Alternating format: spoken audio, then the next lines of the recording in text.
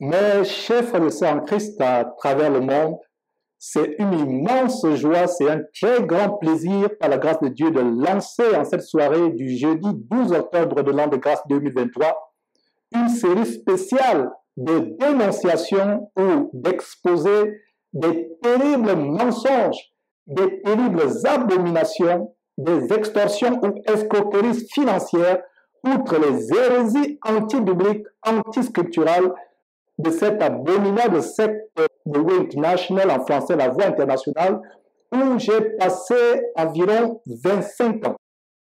Mes frères et sœurs, je m'en veux à mort d'avoir amené mes parents, mes frères, mes connaissances, mes amis dans cette abominable secte.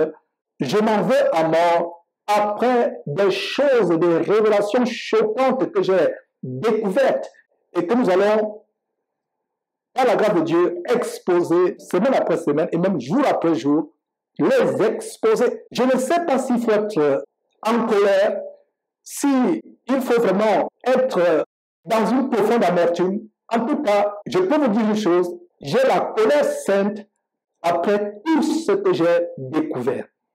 Des terribles mensonges, des abominations terribles, la sodomie, la bestialité, la magie, le contrôle mental, l'hypnose, la magie, le spiritisme, avec des preuves à l'appui, avec des documents à l'appui.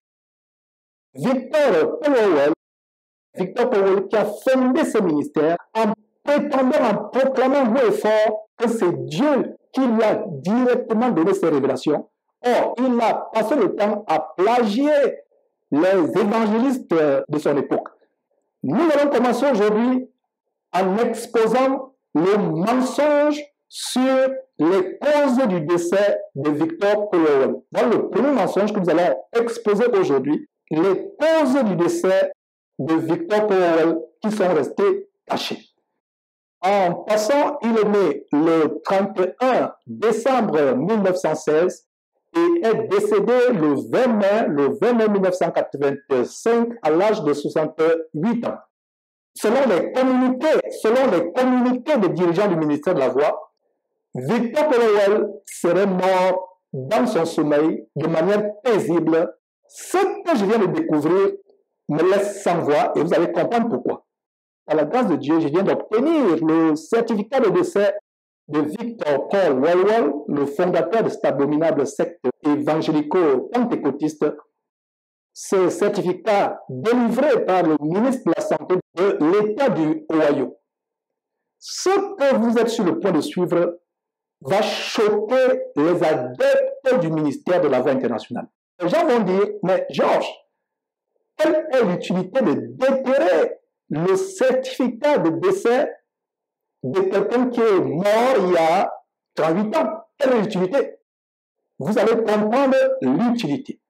En sculptant ce certificat que je viens d'obtenir par la grâce de Dieu, délivré, comme je l'ai dit, par le ministère de la Santé et des Statistiques Vitales de l'État du Ohio, en sculptant ce certificat, nous découvrons la véritable cause du décès de Victor Powell.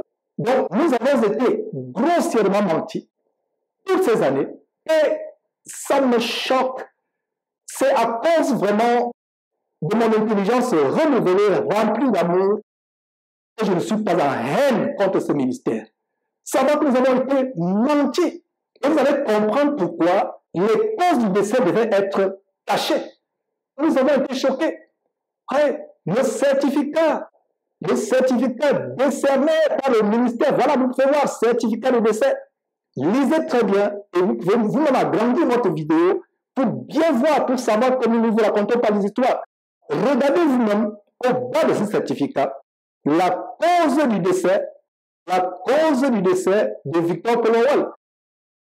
Beaucoup d'entre vous ne comprennent pas encore quelle est l'importance d'exhumer, de déterrer le certificat de décès de Victor Powell après 38 ans.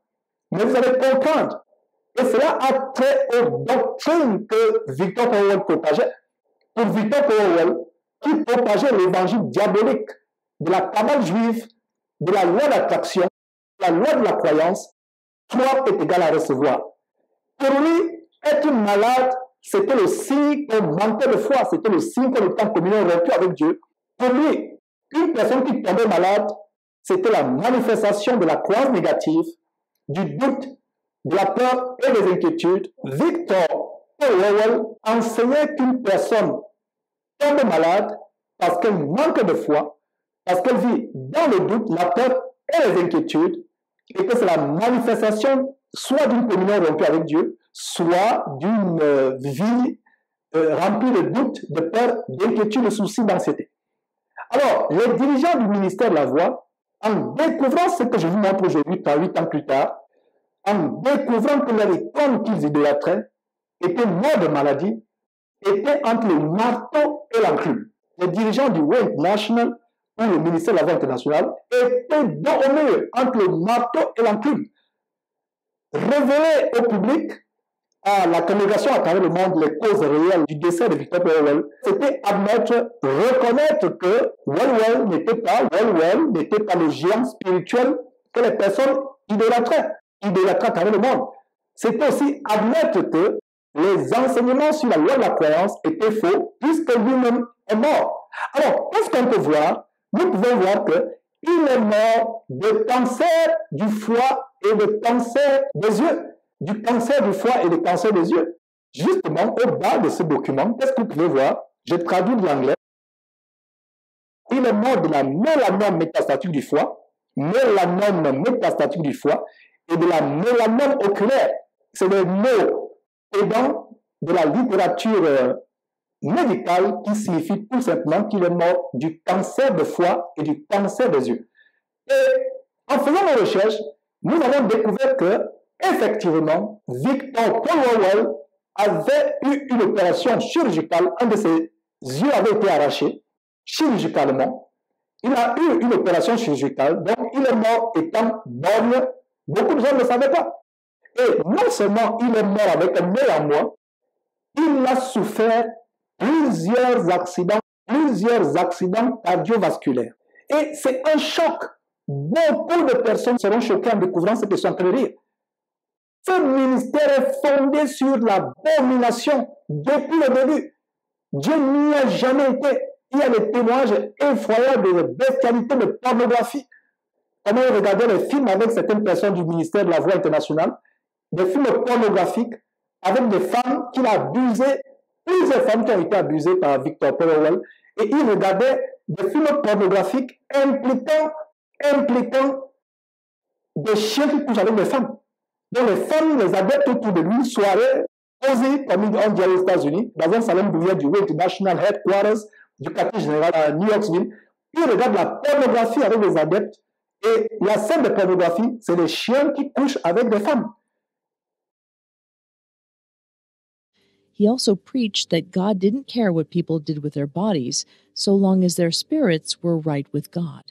Not only did this doctrine provide justification for male followers of the way to exploit their female associates, but it gave Wierwille as the infallible translator of God's Word, the divine authority to make women his sexual servants. In her memoir, Undertow, My Escape from the Fundamentalism and Cult Control of the Way International, Charlene Edge relates a conversation with a fellow Way leader who told her that Wierwille had had sex with hundreds of women in the cult. According to her source, many of these women were actually recruited by other women to help take care of the man of God. Kristen Skedgel was one of these recruits. Introduced to the Way by Stephen Hefner when she was 14 years old, Skedgel saw Wierwille as both a father figure and the man of God. She wrote Wierwille a passionate letter about how PFAL had changed her life and became a tireless recruiter for the Way East in Rye, New York. Skedgel also suffered from severe, undiagnosed depression. She struggled emotionally and often turned to Wierwille for help. One night after she had burst into tears in his office, Wierwille told Skedgel, quote, "Just sell out, honey. Sell out to the Word and stop blowing hot and cold all the time. You won't have any peace until you totally commit yourself to God." End quote. Then, she says, he kissed her hard, raking his tongue across her lips. Skedgal was confused by this incident, but she didn't interpret it as a sexual assault. Instead, she wrote, quote, "Maybe he's trying to comfort me or wake me up. Ironically, his touch is the only relief I feel." End quote.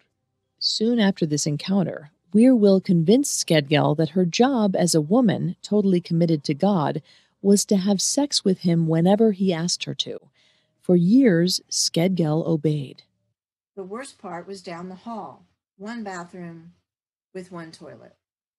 10 of us. 10 young women and their hair dryers, toiletries, makeup, and other stuff. Adding to the crowded uniform atmosphere were the matching blue and green plaid bedspreads on the bunks, draped like flags over coffins. They sent a clear message. Personal identity does not matter here. I'll just never forget that sight.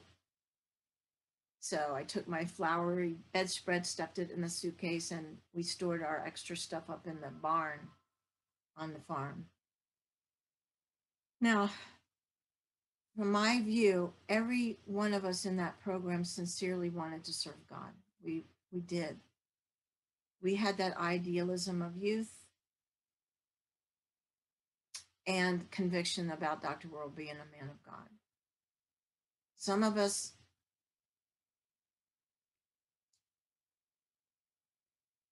became distracted, as I said, from another deeper layer of activity that was going on at the time.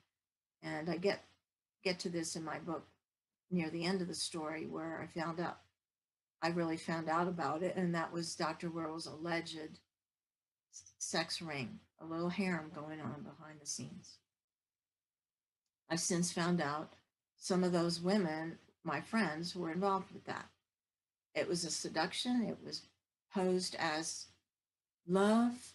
Do it with love. It's fine. God just wants you to do things like that with love. You hear about these things with other groups, and it goes on, unfortunately, because wherever there's an imbalance of power, what's possible abuse. Wherever there's an imbalance of power, whether it's a religious leader, political leader, business leader, we're hearing those stories more and more now in the news. Unfortunately, fortunately, we're hearing about it more, and it's getting attended to, and people are going to jail. But in that environment, I've come to find out that it was viewed as an honor to serve the man of God that way. And one woman I know wrote her memoir about that experience. Sadly, she wasn't the only one. Skedgal recalls an incident when, after having sex with Will, he presented her with a palette of turquoise rings and told her to choose one. Noticing there were several rings missing from the palette, Skedgal realized she was just one of many who had been rewarded for her service. As we've often discussed on this podcast, it's not unusual for male cult leaders to use their power to coerce others into having sex with them. In the Christian Family and Sex course, which was administered to the faithful at the Way's new Knoxville headquarters, Will locked students into a room and forced them to watch a video of two naked women kissing each other. According to Edge, who felt terribly confused as to why they were watching this video, Will said, quote, "You got to see this stuff to heal homos like them," end quote.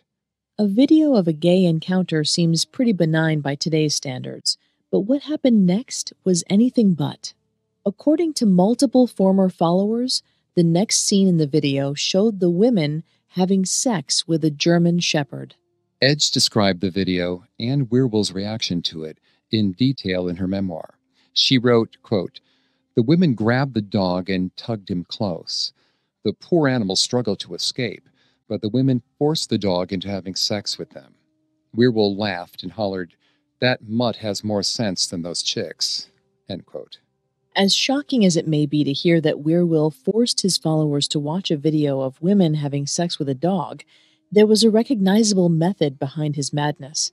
Bestiality, or sexual intercourse between humans and animals, is widely considered among psychologists to be a form of animal cruelty. Based on Edge's description, this is exactly what the video was intended to show. Charlene Edge noted that walking out on the video would constitute abandonment of the course, which would in turn lead to expulsion from the way. She said despite their obvious discomfort, neither she nor any of the other followers left the room, proof that Wierwille had them fully under his control. Voilà le fait de sœur comment ce monsieur avait tout un harem de femmes et qui faisait le spiritisme. Et je viens de me rendre compte en exposant en profondeur la cabale juive enseignée par Ivan Castano, Mamadou Karambiri, Masolo Chinassi. Je viens de me rendre compte que dans le ministère de la Voix, pendant ces plus de 25 ans, on enseignait la cabale juive sans m'en rendre compte. On enseignait non seulement la cabale juive, on enseignait l'évangile de la prospérité, le principe de donner et de recevoir, le principe de transformer ton intelligence en élément, de visualiser les choses dans votre vie. Ces choses s'accomplissent dans votre vie. Si vous voulez vraiment être riche, passez le temps à visualiser la richesse à longueur de journée. Et c'est pour ça qu'il y a beaucoup de chrétiens du ministère là-bas qui sont fainéants. Au lieu de travailler, de chercher le travail, de travailler, il y a beaucoup de chômeurs qui passent le temps à visualiser comment ils seront riches. Et en même temps qu'ils visualisent comment ils seront riches, ils sont en rayon tous les jours, ils crèvent de faim. Ils vous enseignent qu'il faut passer le temps à visualiser comment sera votre vie, comment vous êtes en bonne santé, comment vous êtes prospère. Voilà, pendant 25 ans, on m'a enseigné le film Le Secte, la cabale juive. Et d'ailleurs, le logo du ministère de la Voix, c'est l'arbre de vie de la cabale juive, pour ne pas dire l'arbre de mort, déguisé. Nous exposerons ces choses en profondeur dans les jours à venir. Dans les jours à venir, en profondeur, détail après détail, document à l'appui. Ce n'est pas la calomnie que je fais, ce n'est pas la diffamation que je fais, avec preuve à l'appui. Avec preuve à l'appui. Voilà l'acte de décès qui a été caché au monde entier pendant des années, parce qu'ils ne pouvaient pas révéler que leur Dieu, entre guillemets, leur icône qu'ils idolâtrent, en passant, il y a des statues de bronze qu'on a faites de Victor Paul, on vendait les uns aux autres, alors que la parole de Dieu interdit l'idolâtrie en Exode chapitre 20, verset 4. C'est faire des représentations des images taillées et on se prosterne d'or. Donc, sa statue de bronze a été faite et des répliques étaient vendues aux États-Unis. C'est terrible, mes frères et sœurs. En passant, voilà le dernier enseignement de Victor Paul.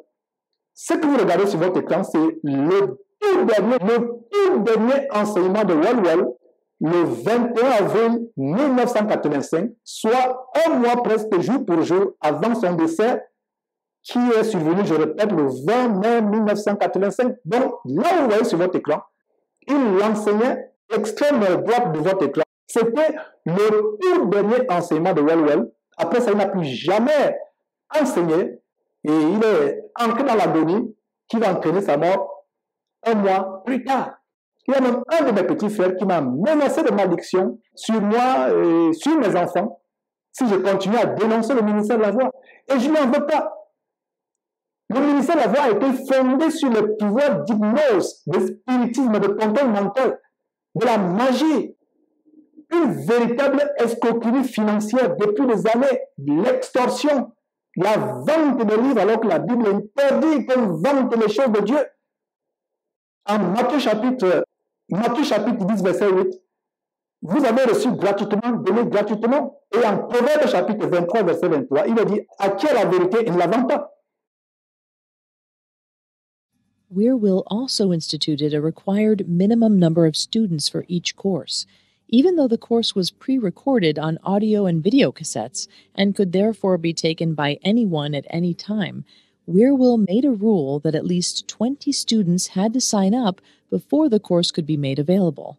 This turned out to be a stroke of marketing genius.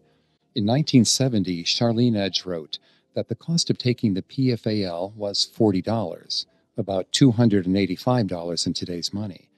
To receive Wierwille's divine revelation, she not only had to scrape together $40 herself, but she also had to find 19 other students who were willing to pony up the cash. So Charlene and other followers were trapped in what behavioral economists refer to as the sunk cost fallacy. The sunk cost fallacy describes a type of illogical behavior in which people who have invested in something that runs contrary to their interests, rather than admitting their mistake, will continue to invest further. For example, a person who pays $20 for a greasy, flavorless burger might eat the whole thing just because they overpaid for it. In the case of Charlene and many other followers, it meant that after they had paid for the course and put their reputations on the line by convincing other people to sign up as well, they were much more likely to buy into Wierwille's teaching.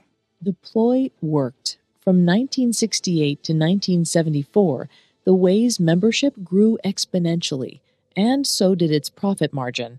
Wierwille went from being broke with only 12 followers to boasting a following of 35,000 people worldwide and an annual income of over $26 million. Donc voilà, mes frères et sœurs, brièvement, l'exposé de cette abomination. Je comprends que mes petits frères sont envoûtés, possédés par ces gens avec les grosses bagues. Vous voyez, par exemple, ce monsieur avait une bague magnétisée. Moi-même, je rêvais faire partir de ce corps d'élite du ministère de la Voix quand je venais aux États-Unis, avoir cette bague, avoir la longue poche qu'il porte, avoir cette bague. Et plus tard, je me suis rendu compte que c'est des cérémonies de franc-maçonnerie déguisées avec le spiritisme. Le conseiller spirituel, il avait un conseiller, un marabout. Un spiritiste, un marabout. Le conseiller personnel de Wall, c'était un marabout, un sorcier. Et pour ceux qui ne le savaient pas, William Branham et Victor Paul devaient commencer le ministère ensemble.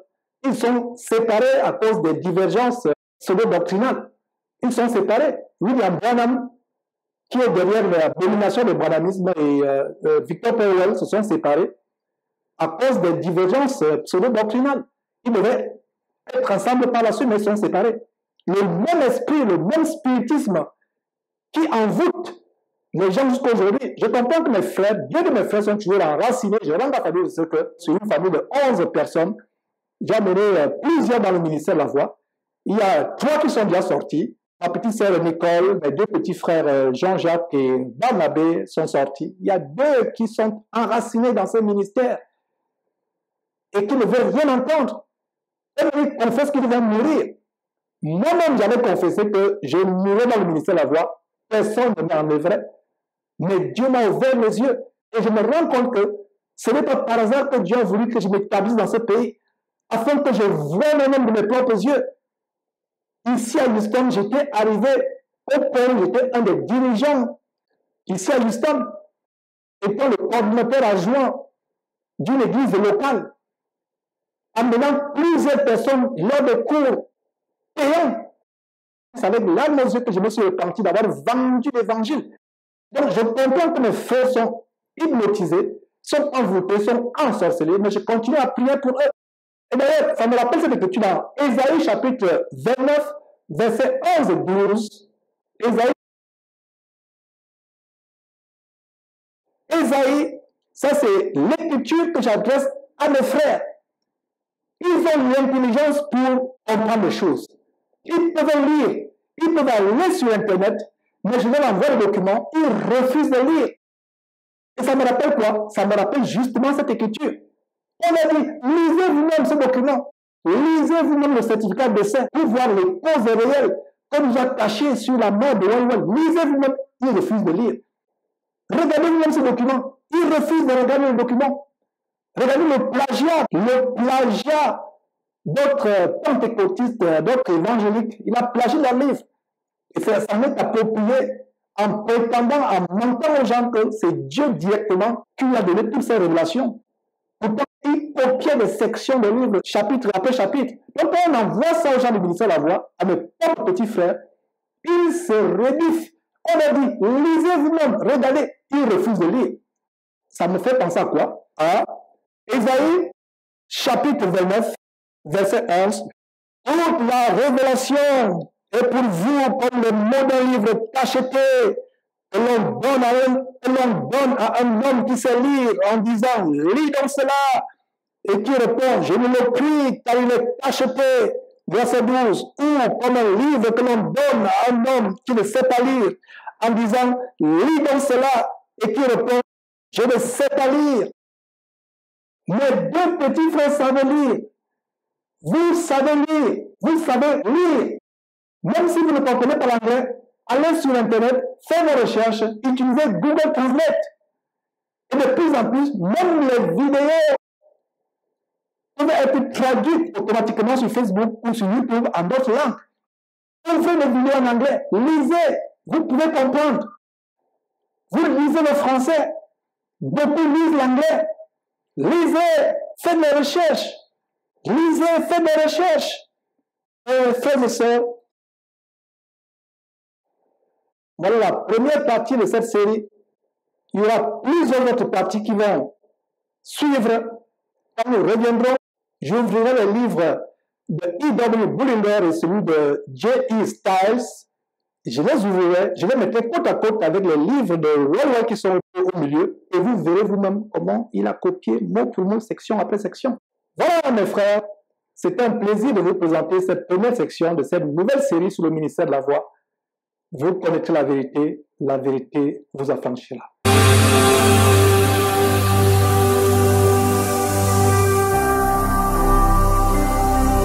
JesusChrist TV.